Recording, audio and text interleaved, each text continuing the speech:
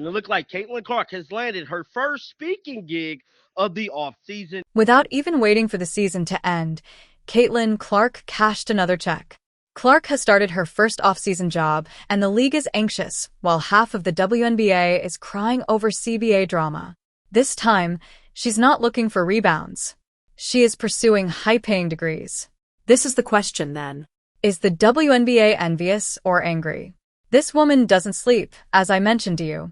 Caitlin is out there signing speaking engagements while the rest of the league is preoccupied with debates over leadership, walkouts, and Kathy Engelbert's failure to attend an Action press conference. Yes, not sponsorships. Speaking engagements and earning money for only speaking. The money to do Unrivaled. She's landing $100K to speak to speak for companies and represent companies all over the country. She's not hurting for cash. And I just think this is just the coolest thing ever that Caitlin Clark is able. Furthermore, I'm not referring to a local school assembly.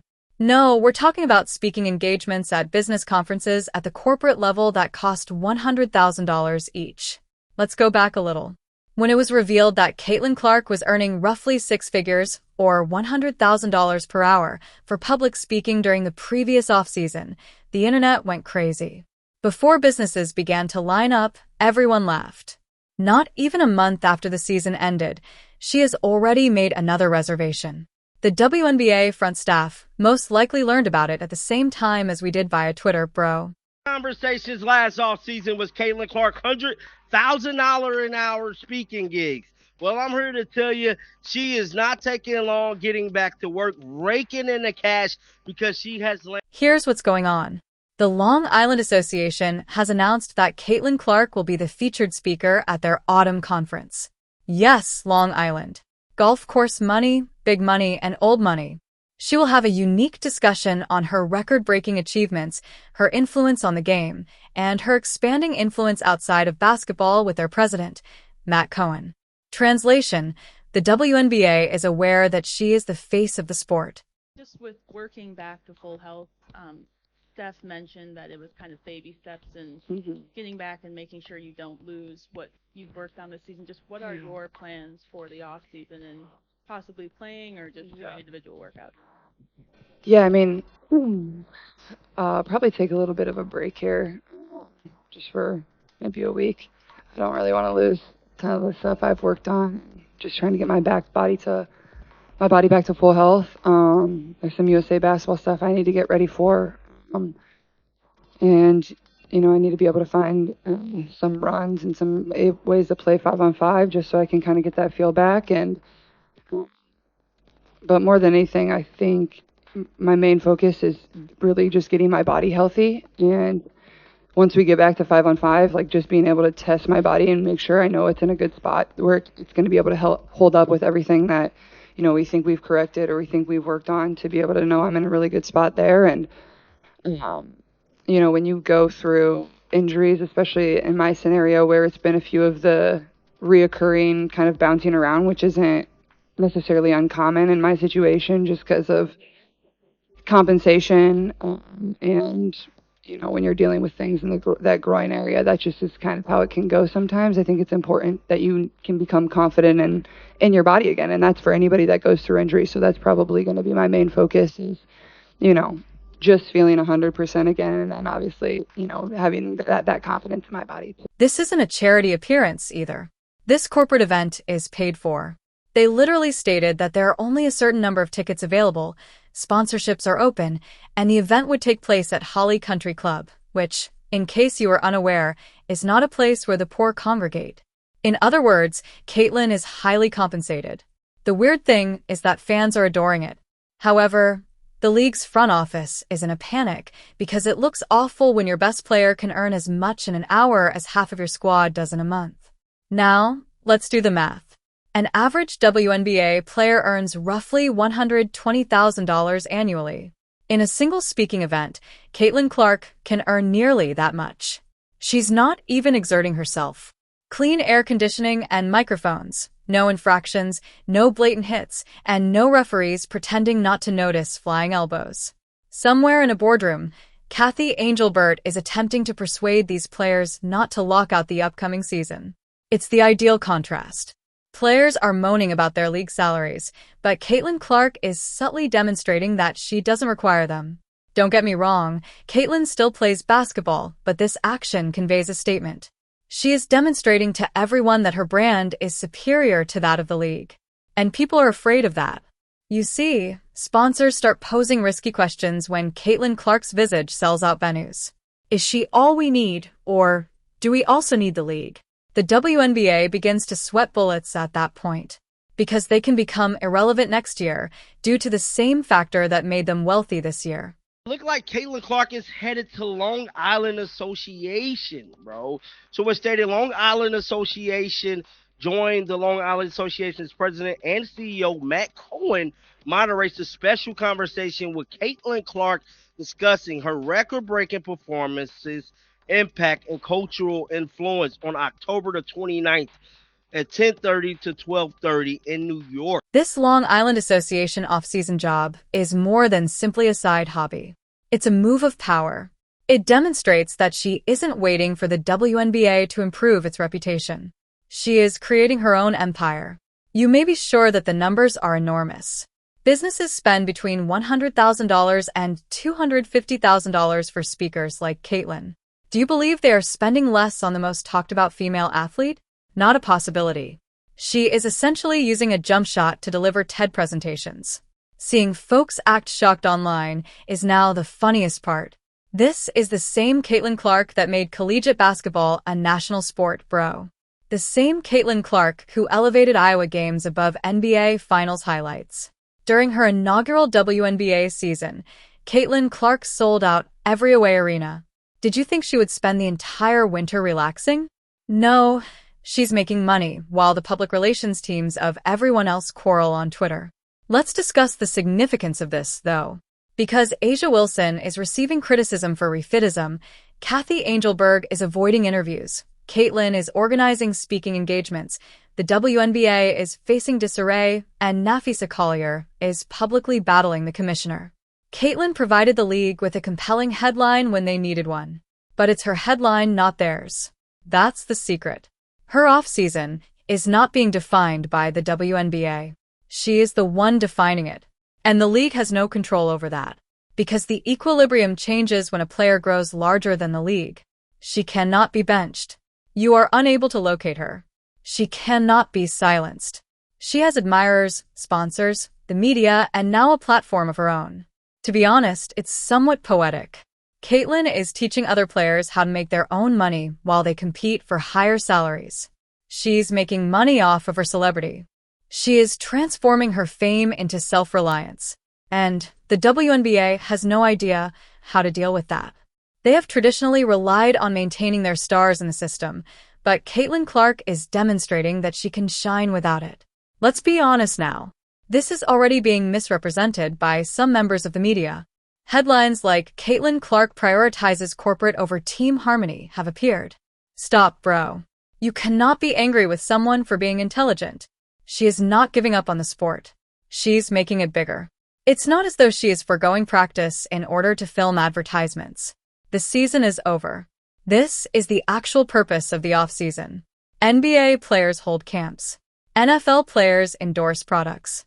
Caitlin is getting paid what she is worth while giving lectures. That isn't greed. Value is that.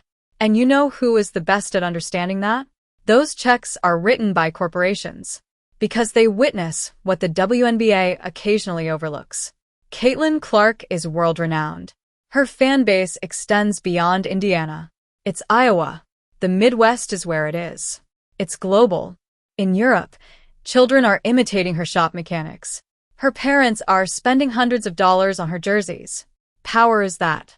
She is reminding everyone that her influence extends beyond the court as she arranges a $100,000 speaking engagement at a posh golf club. Let's now discuss why the league is in a panic over this. Because, whether they acknowledge it or not, a single lady drove the WNBA's success this season. The number of viewers doubled when Caitlin Clark performed. The ratings fell when she didn't. That is data, not an opinion. Now that the season is done, the highest earners in the WNBA are participating in off-season events that don't involve them. They are unable to advertise it. They are unable to make money off of it. They are unable to even claim it. They are merely existing in Caitlyn's reality. Additionally, the fact that the WNBA media is already attempting to minimize the alarm indicates that it is genuine. It's just one incident, they remark, which is true, until it becomes 10.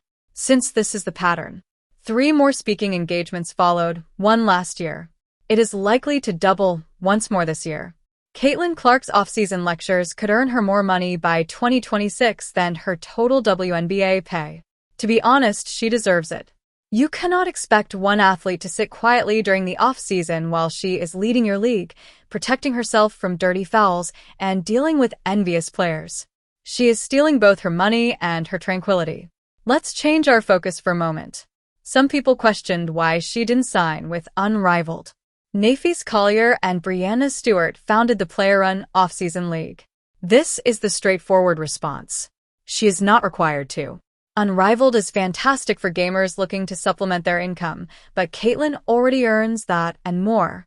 If you can make the same money giving a lecture in heels rather than shoes, why take the chance of getting hurt in a different league? Work smarter, not harder. That's business 101. Caitlyn is more than simply an athlete, as this dance demonstrates. She works as a businesswoman. She should utilize her platform to advocate for the other players, according to several internet followers. She's battling by giving them a better playbook, bro. She is demonstrating to all young athletes that you don't need to wait for approval in order to establish your own brand. To be honest, the league is most afraid of that. Because that control ends when players discover they can earn real money without the WNBA. We have witnessed it previously. It was Shaq. It was done by Kobe. It was Serena. Caitlin Clark is now following her own path. And this is only the beginning.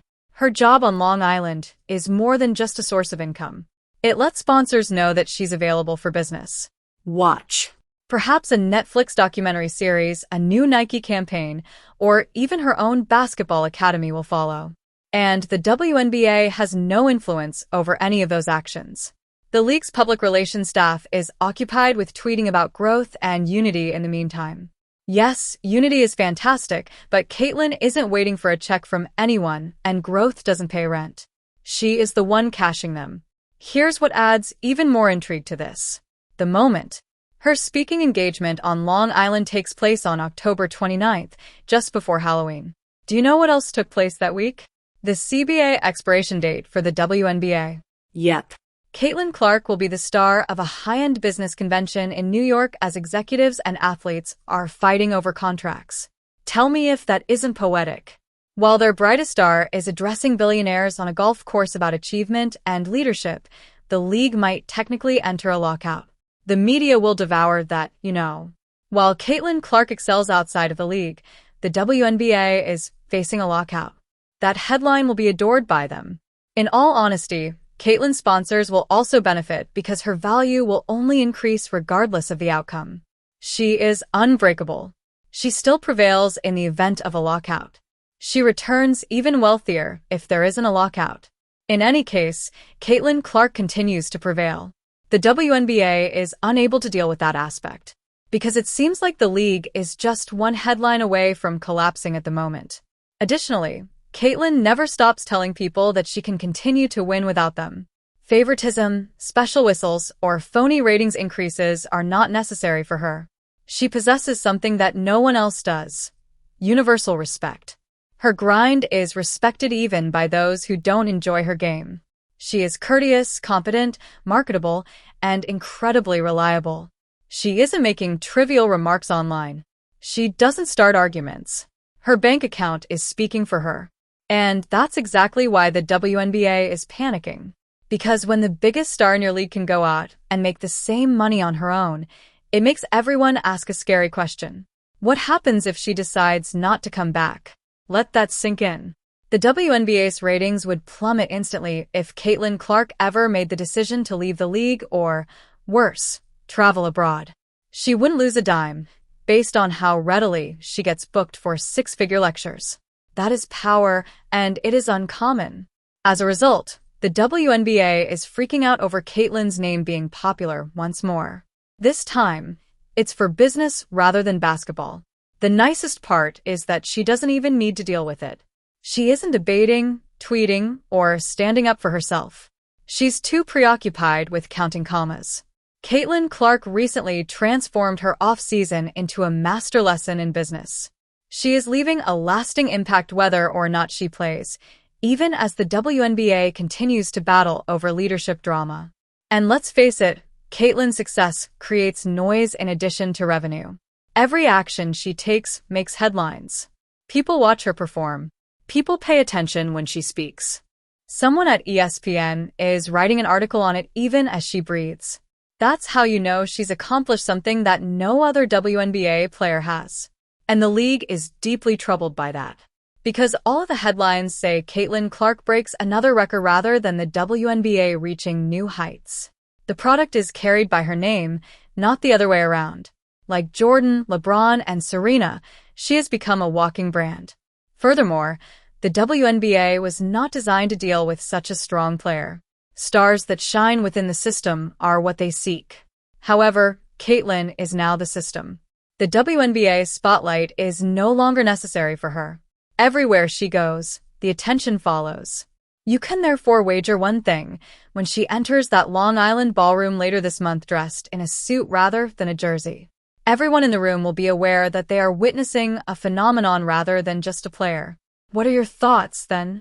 Is Caitlin simply demonstrating how far ahead she already is, or is she altering the game for everyone? Please share your opinions below. Click like and subscribe to my channel. Thanks for watching.